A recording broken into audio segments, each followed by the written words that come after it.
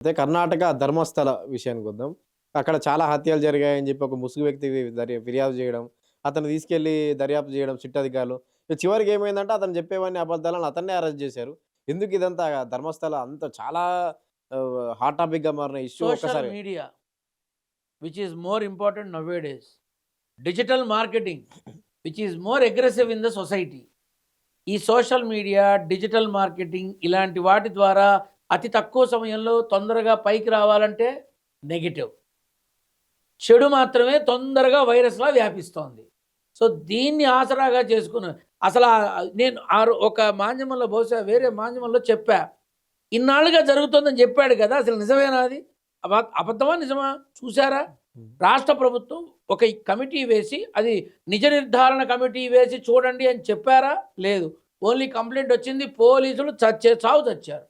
తీరా నేను అన్నాను, ఒకవేళ జరిగితే వాళ్ళ ఆర్థిక లావాదేవీలు ఏమైనా తేడా వచ్చాయేమో, అందుకే ఇలా బయటకు వచ్చిందేమో. కానీ ఒకటి మాత్రం నిజం, పూర్తిగా క్షుణ్ణంగా పరిశీలించి ధర్మస్థల యొక్క పవిత్రాన్ని దెబ్బతీసినటువంటి వాళ్ళని శిక్షించాలి. ఆ ధర్మస్థలి పుణ్యక్షేత్రం యొక్క అజరామరమైనటువంటి ఆ క్షేత్ర కీర్తిని నాశనం చేస్తున్న వీళ్ళని శుభ్రంగా గుణపాఠం చెప్పాలి అని నేను ఆ రోజే మనస్ఫూర్తిగా కోరుకున్నా. అక్కడ ఏమీ లేదు నాన్న, ఇన్నాళ్ళుగా ఉంటుందా అసలు? వందల శవాలు, గుట్టల శవాలు, ఇమాజినేషన్స్ అలా ఊహించుకొని తయారై నాశనం అవుతున్న వాళ్ళు ఎంతమంది ఉన్నారు సొసైటీలో?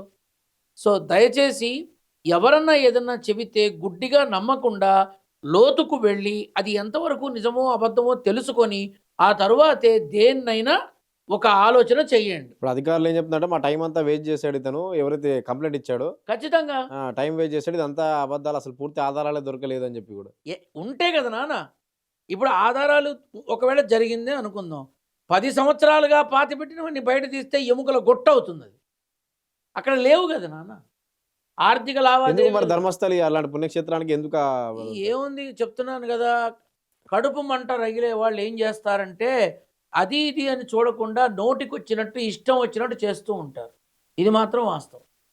కాబట్టి ఆచరించాల్సిన విధానంలో ఆచరించాల్సిన విషయాలని ధర్మబద్ధమైనటువంటి విధానంలో ఉండాలి, చూడాలి, మాట్లాడాలి తప్ప ఏదో రకంగా హైలైట్ అయిపోదామని చెప్పి నోటికొచ్చిన పని చేయకూడదు.